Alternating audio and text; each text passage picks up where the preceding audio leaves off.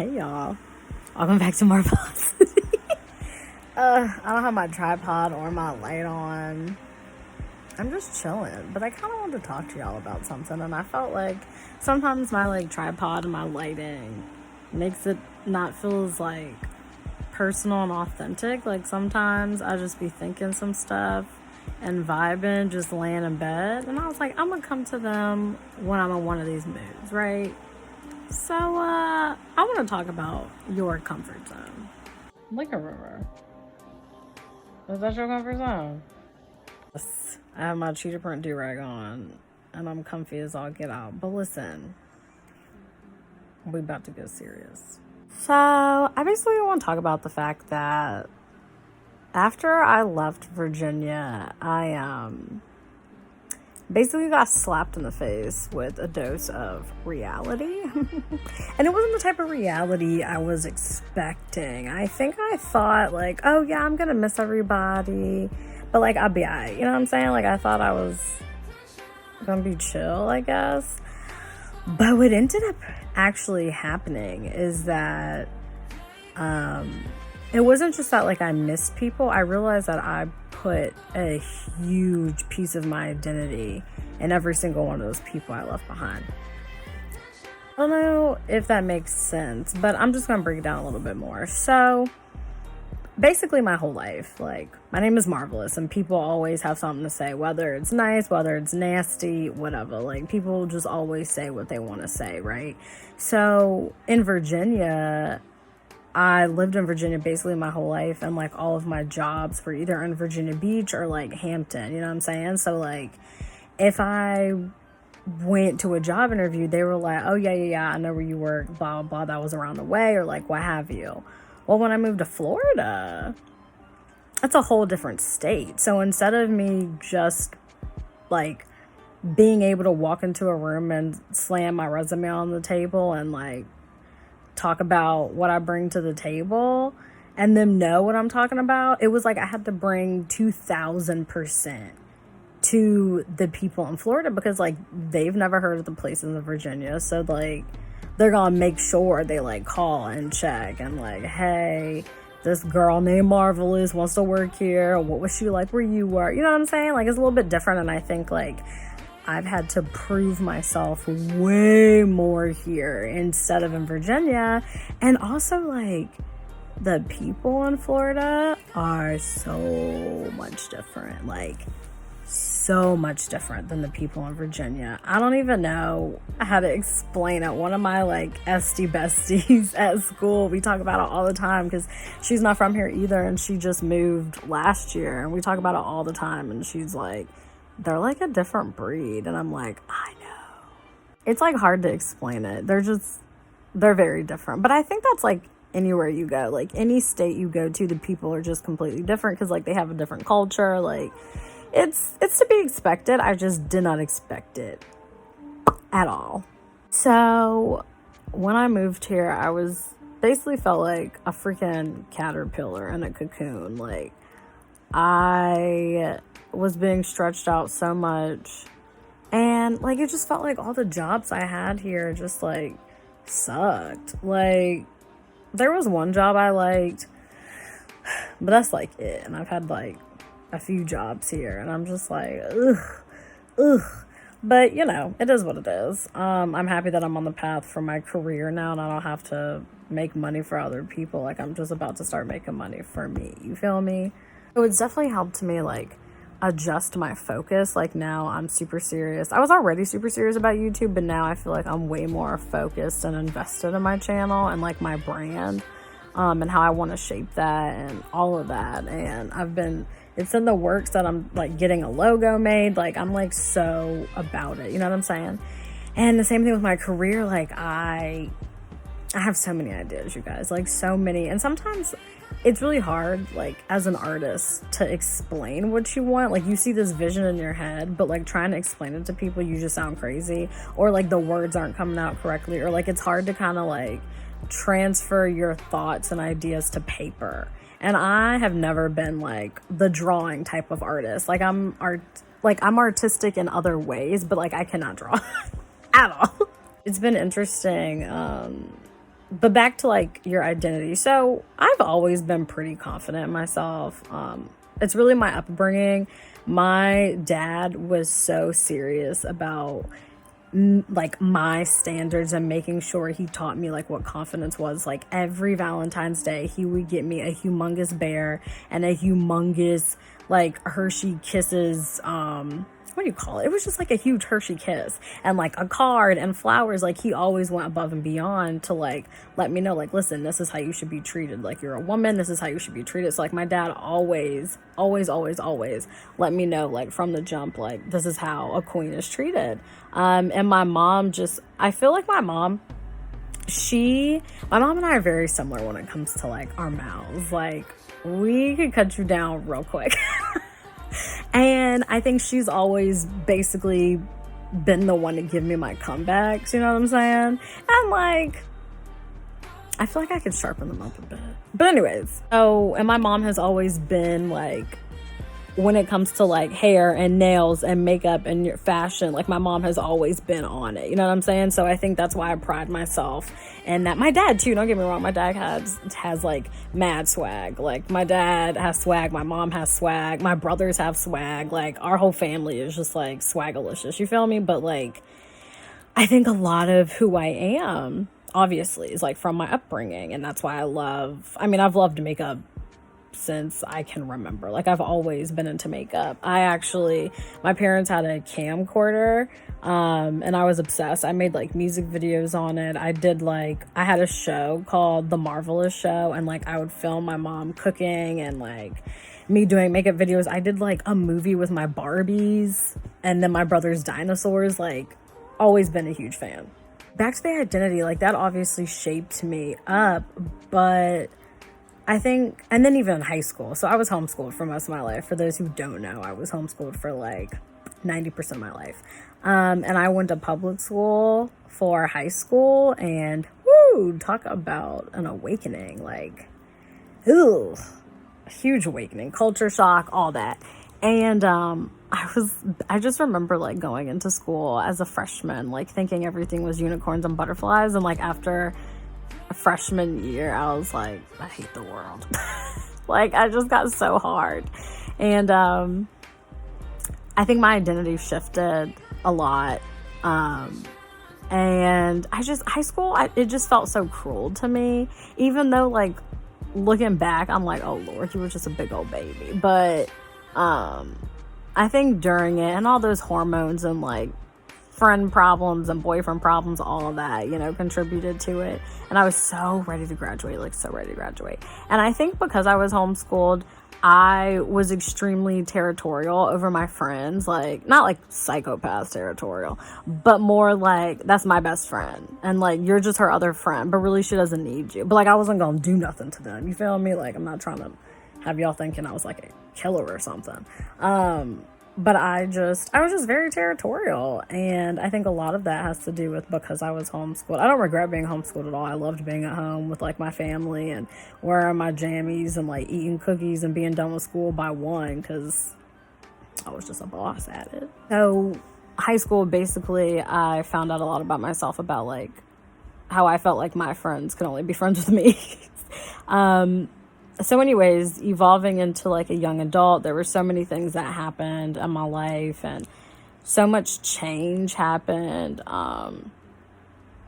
that obviously like I evolved and my identity shifted. So more recently, you know, when Chris and I got married, while we were dating, I moved to Virginia Beach. I like got some dope friends in Virginia Beach. Like his best friend Sebastian became like my best friend too. And then I met Ariel. Y'all have seen her. We did the wine challenge together. She was like my first best friend in Virginia Beach.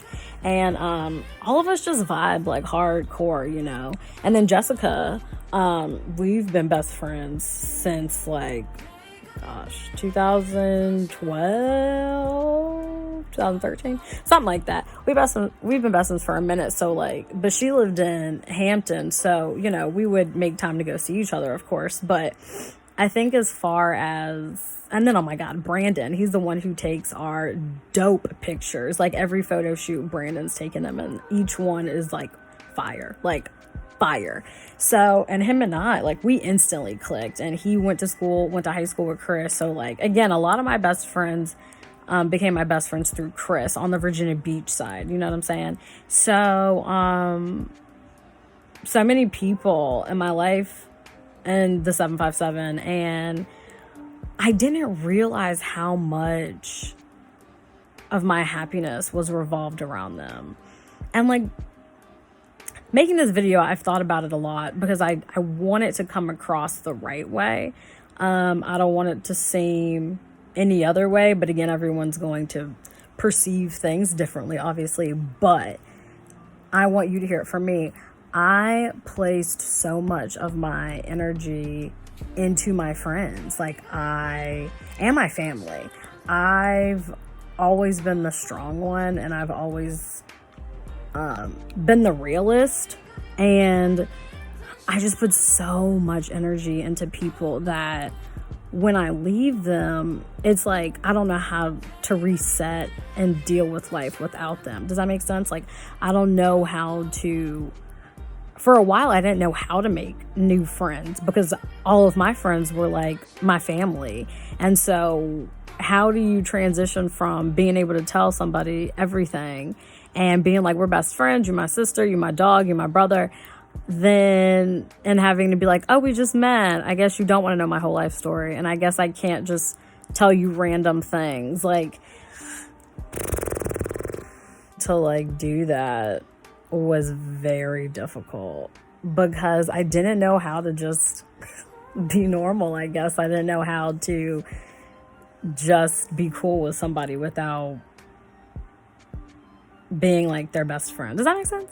The whole identity was that I didn't know how to be marvelous without my people. Like, and that sucked. Like, that hurt more than I think anything. Well, okay, not anything that's happened in my life, but a huge majority of the pain was just because I've never had to do that. Like, I never had to deal with stuff by myself. And like, when I say by myself, like, obviously I'm married and I have family here as well. I've got my mother-in-law and my husband. That's it. So anyways, but it's more like Virginia was my comfort zone. I was able to drive to one of my best friend's house or drive to my family's house and just like unload and tell them everything and like release the burden. And they would help me figure stuff out, and I would make decisions based off of like what their advice was.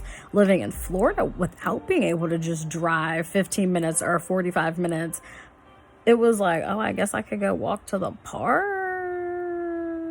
You know what I'm saying? Like, there was no, oh, I can just go, make a decision and they'll tell me the right one. It was like, no, Marvel, it's like, what is the decision? You know what I'm saying? And I just found out that I put so much of myself into other people that I didn't even know how to be marvelous without people. And that was crazy. Like, having to make decisions and just show up for myself. Like, with school, the beginning of school, I was so uncomfortable because like it just kind of reminded me of high school. Like, I felt like nobody liked me, and I was like very emotional and just very raw. Like, it was just a lot. It was a lot. And then all of a sudden everything kind of came together and all of that. But I said all that to say, like, I had to really allow myself to figure out like, oh, this is all for me. Like, I'm finally doing something for myself. But like, I didn't know how to accept that because everything I did for other people, or like other people's acceptance, or, oh, well, they're doing it, so I'm gonna do it too. You know what I'm saying? And like, job wise, I held down a job just to pay my bills and to go get my nails done and like go out drinking. It wasn't anything to sharpen my skills for my actual career. And even when I wanted to leave certain companies, I would stay because they would promote me. And I'm like, yeah, maybe that's what I'll do for the rest of my life. Knowing goodness well, I never wanted to do any of that stuff. Like, my passion has always been in the makeup industry and the beauty industry and the fashion industry. And I would just like take these positions because they paid the bills, but I wasn't doing anything for me. Like, I wasn't doing anything that was going to make my soul happy in the long run. Like, yeah, I mean, I would have went far in whatever endeavor I chose, but I wouldn't have been like truly happy. You know what I'm saying? And so leaving Virginia was very painful. It'll be 2 years that we've lived in Florida this July. And in the beginning, I hated it here because it wasn't my comfort zone. I wasn't able to just fall back and be like, I'm going to my friend's house. They'll make me feel better. Or, oh, whatever, we're all going to go out drinking tonight. It was like, nah. And then especially when we weren't really making any money and we were living here, I was really struggling. I was like, dang, all we do is like pay our bills and pay our rent. That's it. And then we got Disney, and then, you know, I'm a very routine driven person, so Disney was like everything. And I talked about this in my last video, so I'm not going to talk about it too much, but I think a lot of it was just like, dag, where do you go from here? Like, you move to this new state, everything's new, and you're terrified. Like, and you've lost so much of yourself because you stepped out of your comfort zone. And it's funny because I bought a sign that said your comfort zone will kill you. And yet here I was still missing my comfort zone. So yeah, it's been wild. And I think I thought my comfort zone was something else. And I also think I thought stepping out of it, I would immediately feel better, or like it wouldn't suck as much. Like, I don't know. I had a deadline for like my feelings. Like, I was like, okay, the first year has passed. It is time to be happy. And then, like, you know, later, a year into it and some change, I was like, all right, I still ain't really happy. Like, it's time to move back. Like, we even had a discussion last year about moving back to Virginia. And I wanted it so bad. Like, I was like, I just miss my friends. I miss my family. Like, I can't do this anymore. And then Chris and I had like a real honest conversation. And Chris was like, but what would you even do when we get there? Like, what? Like, you move. The whole purpose of us moving was to better ourselves and really go after what we want in life. So, like, what would be your story? Like, you left for a year, and because you didn't get everything you wanted, because you didn't let yourself be happy, because you were still in Virginia mentally, that even opportunities that could have presented themselves, you would have never opened that door because you weren't here. So what would your story be? We left and then you missed everybody, so we moved back and we just fell into the same slum that we were in previously. You working a job you don't really care for, and me doing the same. And like, that hit me hard, man. Like, that hit me so hard. I was like, he's right. Like, dang, he's totally right. Like, my story would be I gave up. My story would be I couldn't not be in my comfort zone. And like, who wants a story like that? You know what I'm saying? And I know it's so much easier said than done because I've lived it. I felt it. There are still some days I'm like, dang, I wish I was driving distance for my best friend. Like, it sucks some days, but then other days I'm so grateful. Like, Chris and I have restaurants of our own here that we go to all the time. We've got like our favorite places to go. There's so much to do in Florida, even in this pandemic. There's still stuff to do. Just be safe, obviously. And now I'm in school and I graduate in May, and then I get to start doing stuff for me. Like my skin is clearing up, and like, I'm doing the right things. Like, I'm using the right products. I finally feel like my soul is happy, dude. Like, I finally am like, I went after it. And yeah, there are some days that are harder than others, but like, I'm doing it, dude. And I think that's the story that everybody wants, but not everybody is ready to accept the journey. Not everybody is ready to accept those super hard days where all you do is cry and you check out for a while. It's okay to have those days. It's okay to sit there and just cry it out. It's okay to have those days where all you did was just eat and went back to sleep. It's okay because you're still here. You're still making it. You are still on planet Earth. And I think people don't talk about that enough. I think as a society, we're doing better as like saying like it's okay to not be okay. But like, I don't think we break down what that even means. Like, What that means is if you're not feeling it today, it's okay to take a mental health day. It's okay to say, you know what? I need some time to just reflect and be with my feelings and with my thoughts. It's okay to do that. It's okay to take a sick day because you need to get yourself together. It's okay. And it's also okay to not know who you are yet. I think people have this deadline, this timeline of their lives that just is unrealistic. Like, I mean, let me tell you, when I was a kid, I wanted to be married by 18 and have 3 kids by 21. Now I don't want no kids. Like, what? Children. I'm barely surviving with just me and my man and our 2 animals. Throw some kids in there and I'm gonna need some help. It's crazy, but I think a lot of us, I mean, hell, even I still do it. Sometimes I'm like, dang, I had this whole timeline in my head, and those timelines are unrealistic and they set you up for failure. They really do. Don't get me wrong. Some people have timelines and they've met every single one, and that's amazing. I applaud you. That's so great. But like, majority of us, we're not hitting those deadlines like we thought we were. And I think we think like that makes us a failure, that makes us less than, and that's not true. Life is hard. It is not a movie. Some days it may feel like a movie and you're on cloud 9. I just want to tell you, grab onto that feeling and keep it moving, because guess what? It's not gonna feel like that every day. You're gonna have really crappy days where like you don't know who you are, you don't know what you want, and you're just like, what am I even doing here on earth? Like, why am I here? Why? For why? To just suffer? That's what it feels like sometimes. It's crazy. And people don't want to talk about it. People don't want to talk about suffering and struggling. Like, dude, yeah, we just got our stimulus, and a lot of people that I know specifically, that stimulus was gone the second it hit their bank accounts. Why? Because they had to eat, they had to pay rent, something was up with their car, they had to fix their car. Like, there's so many things. It's so crazy that people try to hide under this facade of like, oh, I'm doing great and I have no worries. No, I got lots of worries. And if that's not a facade and you really are doing great, again, I applaud you.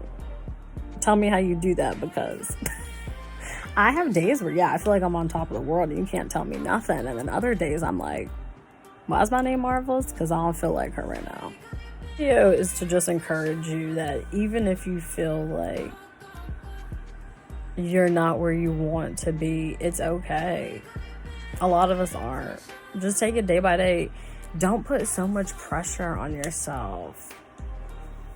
Just don't. Life is so short, and I'm gonna let you in on a little secret. We're not invincible to death. We're literally all going to die. So what do you want your legacy to be? Like, oh, I tried, but I didn't want to leave my comfort zone because it was too comfortable. And yeah, I paid my bills and I have a nice house, but I never did anything for myself. Or do you want it to be like, yo, I took the hard way and I struggled a lot, but I did that for me. I did something for me. On my deathbed, I want that one. Yeah, I struggled a lot and I had some amazing days, but guess what? I did what I wanted to do for myself, because at the end of the day, you're the one that takes that last breath. Not your friends, not your family. When it's your time, you take that last breath. You take that time to reflect on what you did and what your legacy is. No one else lives in your head but you. And it can get pretty loud in there. But I know for me, when I'm on my deathbed, I want my thoughts to be like, Marvelous, you did it, dude. Like, there were so many days you thought you were going to die or not succeed, or you felt like it was too heavy, but you persevered and you've got your own brand. You worked for yourself. At the end of the day, that's all I want, to be able to say, like, I did everything I set my mind to do. I did everything I said I was gonna do, plus some, you know what I'm saying? And I genuinely want to be like, I did it. I played the game of life and I won. Period. That's all I want. Again, this video is just to encourage you. I love you guys so much. Thank you so much for being here with me. Thank you so much for choosing life and choosing yourself. It's important. You matter. Your voice matters. We're gonna come up on top. All right, y'all. I think I'm done. Sorry if this was shaky. It's just my little hands. I don't have a tripod. But I really wanted it to feel authentic and real. Like, I'm just laying here vibing. And I was like, I want to explain this to them. You know what I'm saying? So that's all I'm saying. All right. Remember to stay safe, stay sane, and be well. I love you guys so much. Again, thank you for being here. Thank you for choosing life. Bye.